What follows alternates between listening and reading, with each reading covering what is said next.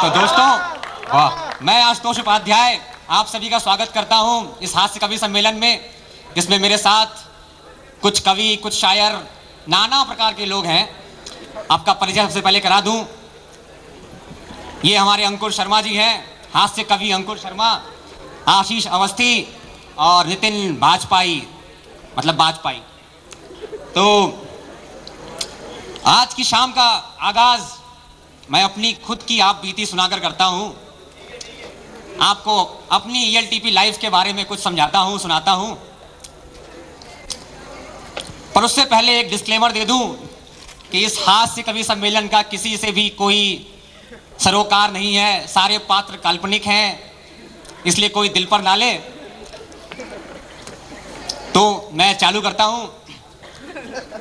मैं ELTP number 65436, मैं ELTP number 65436 जब इस न्यू वेस्ट विंग की इस बालकनी से बाहर की तरफ देखता हूं, मैं ELTP नंबर 65436 जब इस न्यू वेस्ट विंग की बालकनी से बाहर की तरफ देखता हूं तो मुझे जंगल नजर आता है, और मुझे जुनून की हद तक बस एक ही सवाल तड़पाता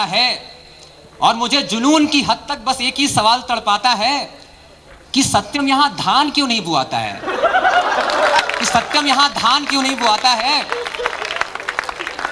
बहुत अच्छे। अगर हाई कमान को भी हमारा ये आइडिया आया होता, गौर फरमाइएगा, अगर हाई कमान को भी हमारा ये आइडिया आया होता और उन्होंने इस जंगल में कुछ मंगल कराया होता और उस धान को US की बजाय UK एक्सपोर्ट कराया होता और डॉलर की बजाय कुछ यूरो में कमाया होता, और तो हमारे ज्वाइन करने से पहले सैलरी डिक्रीमेंट का लेटर तो ना आया होता।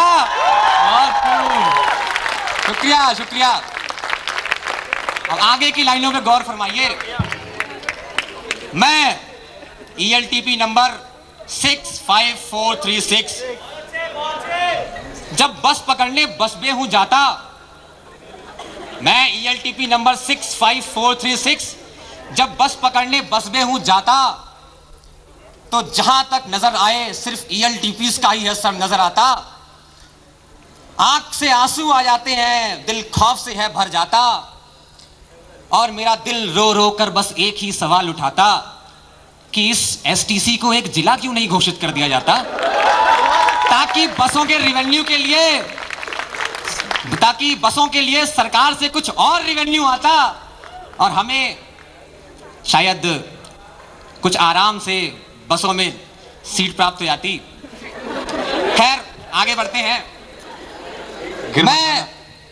मैं ELTP नंबर 65436 जब क्लास में पढ़ रहा होता हूं, पढ़ता भी है। हाँ भैया, पढ़ते हैं यार, मजाक ना करो। बता रहे मैडम कहानी सुनो। मैडम से बताएं। सच बोलो। हाँ, पढ़ते समय लिखी थी भैया, सॉरी। मैं ELTP नंबर 65436 जब क्लास में पढ़ रहा होता हूं, डेली ये क्लास है या ऑब्जेक्ट है, बस यही जद्दोजहद कर रहा होता हूं। ये क्लास है या ऑब्जेक्ट है, बस यही जद्दोजहद कर रहा होता हूं। नॉन CS की दुहाई भी कोई नहीं सुनता।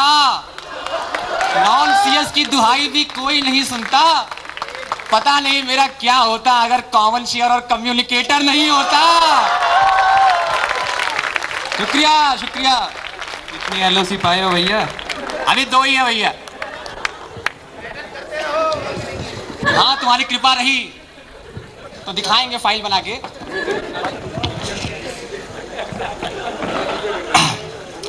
तो भाइयों, आगे बढ़ता हूं। मैं ELTP नंबर 65436 सोचता हूं कि क्यों ना एक सुरंग बनवाऊं। मैं ELTP नंबर 65436 सोचता हूं कि क्यों ना एक सुरंग बनवाऊं, जिससे मैं डॉम्स कैफेटेरिया से सीधे यहां न्यू वेस्ट विंग में आ जाऊं, ताकि एक दिन तो मैं किसी के हत्थे चढ़ने से बच पाऊं।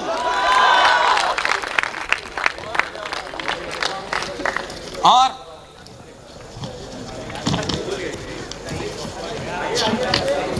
अरे आगे है यार, पल्ला फट गया यार। तो फिर मैं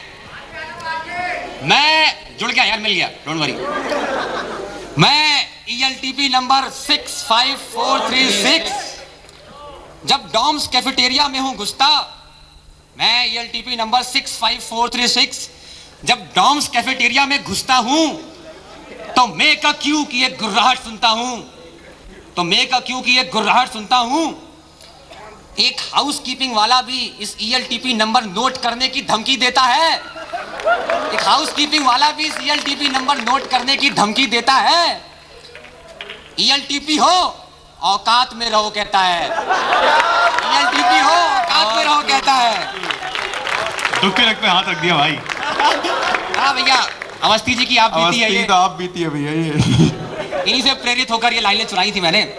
और अब अपनी कविता की सर्वाधिक पसंद करने वाली लाइनें आपको सुनाने जा रहा हूं। गौर फरमाइएगा, ध्यान दीजिएगा, और अगर दिल से आवाज आए तो वाह वाह और तालियों में परिवर्तित करिएगा। मैं ELTP नंबर 65436 जब अपनी पे स्लिप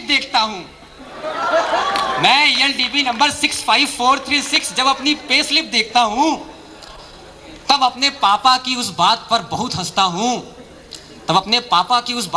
हंसता हूं कि बेटा खर्चे से ज्यादा सेविंग्स पर ध्यान देना। बहुत बढ़िया, बहुत बढ़िया। बेटा खर्चे से ज्यादा सेविंग्स पर ध्यान देना और सैलरी का 10वां हिस्सा गरीबों को दान देना।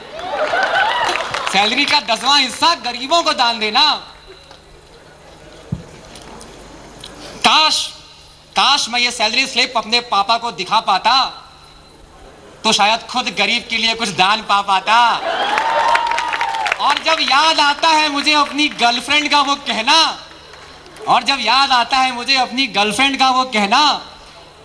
कि अपनी पहली सैलरी से एक सोने का नेकलेस दिलवाओगे ना, तो याद आ जाती है मुझे वो कहावत कि नंगा नहाएगा क्या और निचोड़ेगा क्या। सही कहा भाई, सही। बहुत बढ़िया, बहुत बढ़िया। और आखिरी में भाई, कविता के थोड़ा सेंटी तो मारना पड़ता है, कृपया गौर फरमाएं। मैं ELTP नंबर 65436